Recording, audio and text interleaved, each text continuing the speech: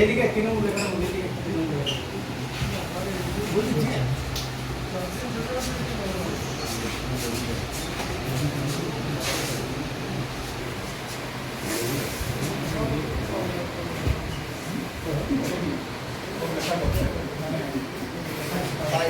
সময় লাগবে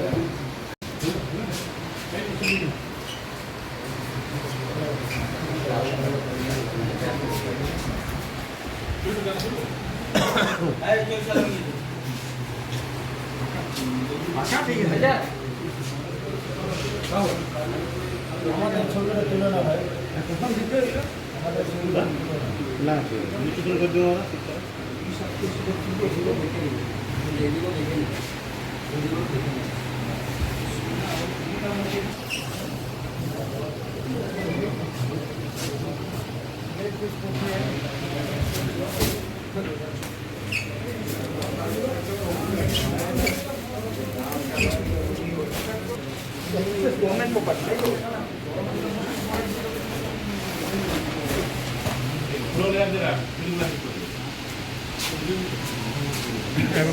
ধরা যাবে ধরো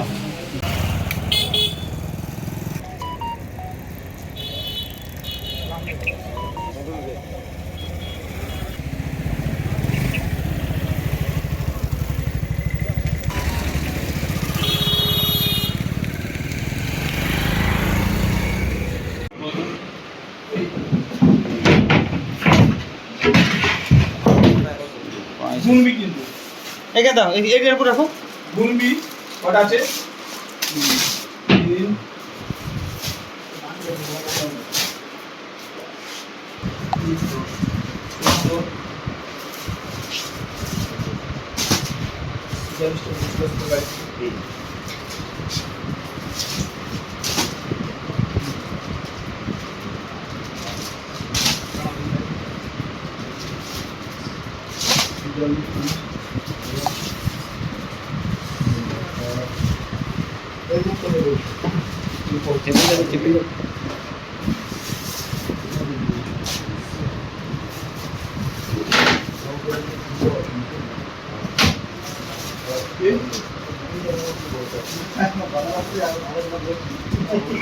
3 আছে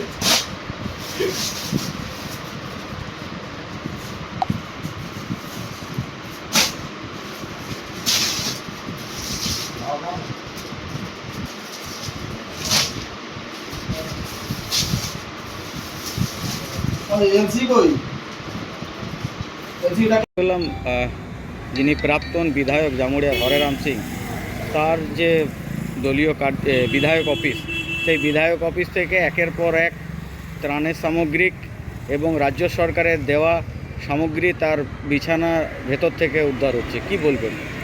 এটা বলার কিছু নেই, এটা কোনো বিচ্ছিন্ন ঘটনা নয়, এটা একটা ধারাবাহিক ঘটনার সত্য উদ্ঘাটন আর কি।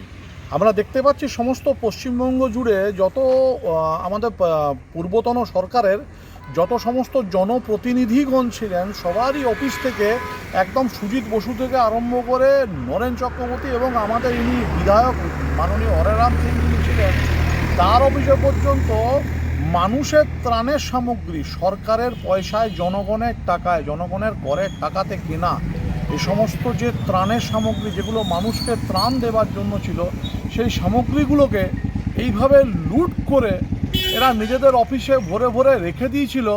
এটা খুব দুঃখজনক ঘটনা যে মানুষের ত্রাণের জন্য গরিব মানুষের জন্য এগুলো সরকার থেকে আমাদের করের টাকা থেকে এগুলো কেনা, সে মানুষ এগুলো থেকে বঞ্চিত হয়ে গেল।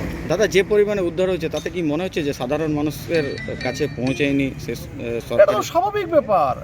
আমি যা দেখলাম তাতে বিধায়কের একটা খাটের ভেতর থেকে ডিভান খাটের ভেতর থেকে কয়েক হাজার শাড়ি, প্যাকেটে প্যাকেটে শাড়ি, কম্বল, বিছানার চাদর, এগুলো তিরপল, এগুলো সাধারণ মানুষের সামগ্রী ছাড়া আর কার এগুলো কাজে লাগতো? বিধায়কের তার নিজের ব্যক্তিগত কাজে লাগতো না।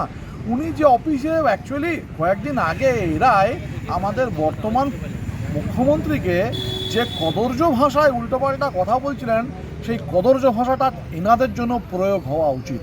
যে মানুষের ত্রাণের সামগ্রী যারা চুরি করে এভাবে মজুত রাখে ওরা চোর ছাড়া আর কিছুই নয়। দাদা, যদি বিধায়কের অফিস থেকে এত পরিমাণে উদ্ধার হয়, তাহলে যে সমস্ত কাউন্সিলরগুলি রয়েছে তাদের বাড়ি বা তাদের অফিস থেকে কি মনে করছেন উদ্ধার হতে পারে? চোরের তল তো চুরি থাকবে।